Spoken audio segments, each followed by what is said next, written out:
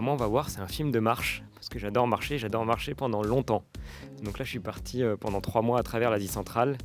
Et l'idée, c'est de montrer à quel point, quand on est focalisé sur un objectif, et même en passant par plein d'obstacles, on peut continuer d'aller de l'avant. Donc que ce soit dans le cadre d'une marche, que ce soit dans le cadre d'une aventure qui peut prendre plein d'aspects. Ça peut être une aventure entrepreneuriale, ça peut être une aventure sportive.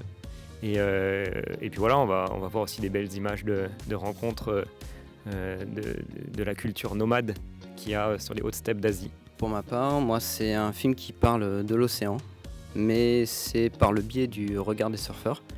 Donc c'est des gens qui pratiquent l'océan par le biais du sport. Il y a beaucoup d'écrivains dans mon film et l'idée c'était que on parle de l'océan, mais aussi un petit peu de ses bienfaits thérapeutiques, de ses bienfaits sur la relation qu'on a à l'océan. Les gens, ils évoluent dans un cadre. Voilà.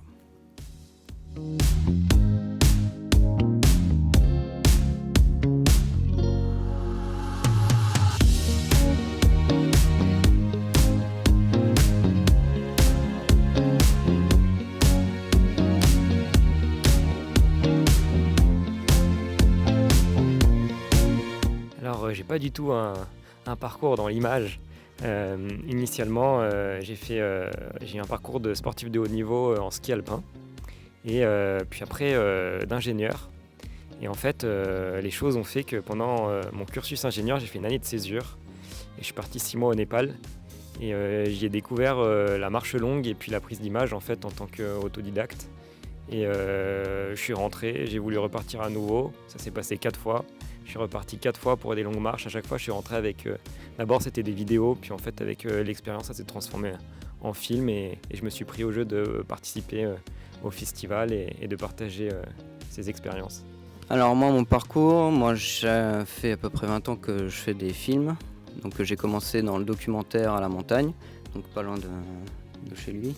J'étais en Savoie. J'ai fait beaucoup de films de ski et de snow.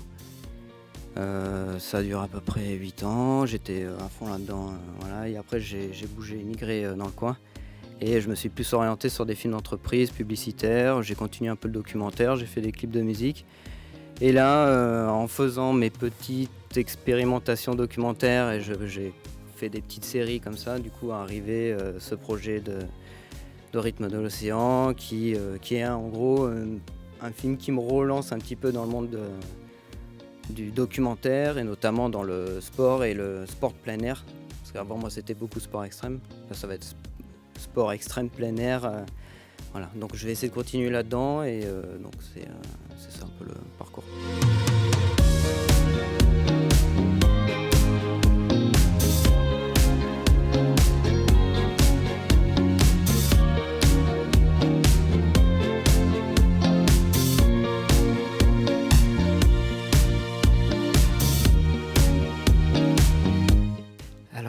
Il y en a plein.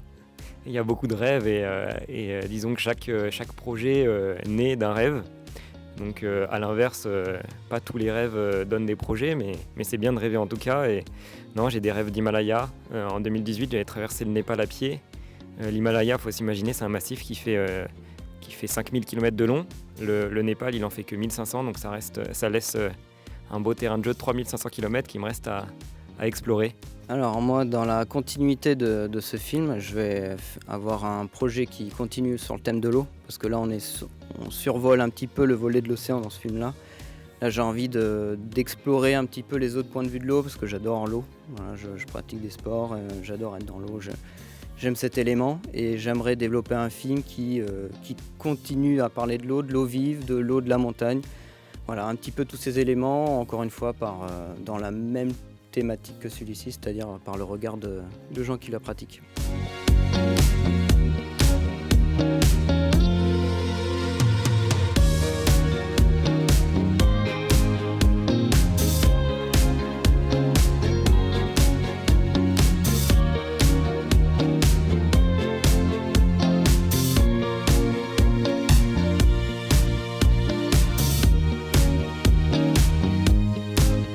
J'ai un truc un peu généraliste à donner, c'est de garder un objectif et de ne pas s'éparpiller. Voilà, parce que c'est souvent un peu l'erreur que j'ai faite. Et je dirais que si on cible, je veux faire du documentaire, on fait par exemple du documentaire, on ne veut pas de la fiction en même temps, des films d'entreprise, on n'est pas vidéaste, photographe, on ne s'éparpille pas. Il faut se focaliser sur un truc. Ça s'applique à d'autres schémas de la vie, il faut rester focus sur quelque chose. Et je pense que dans l'audiovisuel, d'autant plus, on est tenté en plus de s'éparpiller. Je pense qu'il faut garder le cap sur un objectif. Si c'est un truc qui nous plaît, on y va à fond, quoi. Et moi, un peu sur le même thème, j'ai envie de dire aux gens de suivre un peu les élans de leur cœur et quels que soient les obstacles en cours de route. En fait, quand on se lance dans un projet, il y a deux finalités. Soit on réussit ce projet et dans ce cas, tout va bien. Soit on échoue, entre guillemets. Et souvent, on prend ça comme un échec. Mais en fait, quelle que soit l'issue, même si on n'est pas arrivé au terme de sa volonté, il y a des leçons à tirer. En fait, c'est jamais vraiment un échec. Voilà, c'est pour mieux rebondir, ne pas se figer face à la difficulté. Et en fait, on en ressort forcément grandi. Alors, moi, c'est le cas dans mes marches, mais en fait, toutes les leçons que j'engrange dans mes marches, j'essaye de les retranscrire de cette façon dans ma vie de tous les jours.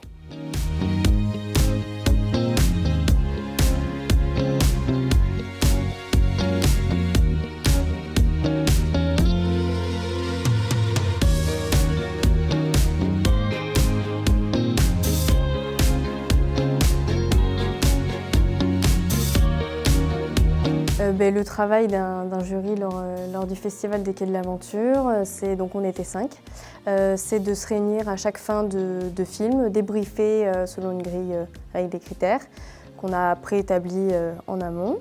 Et donc suite à ça, on attribue, en tout cas c'est comme ça qu'on faisait, on attribuait une note à chaque film. Et à la fin, on en élit certains selon les catégories. Donc cette année, il y avait la catégorie du prix du jury, le prix du public. On avait aussi le prix du coup de cœur, la première réalisation.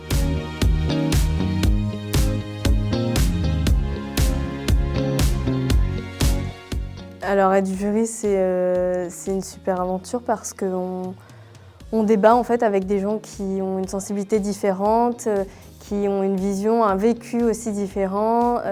Pour le coup, j'étais la Benjamine de l'équipe, donc c'était assez, on va dire, animé lors des débats. Mais on est plutôt tous tombés d'accord sur le au final. Donc non, c'était une super aventure et puis j'ai rencontré des gens exceptionnels.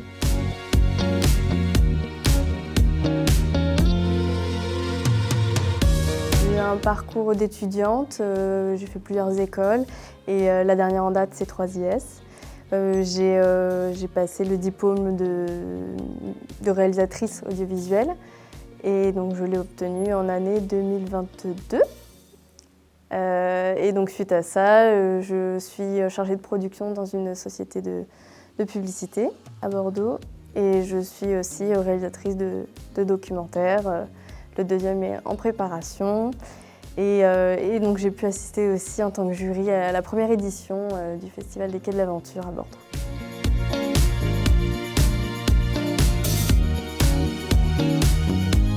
Troisième Bordeaux, ça m'a apporté du réseau.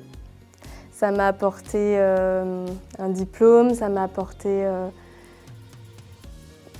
une confiance en moi, ça m'a apporté beaucoup. C'est une école qui forme pour le coup à vraiment être autonome quand on sort de l'école et à être opérationnel.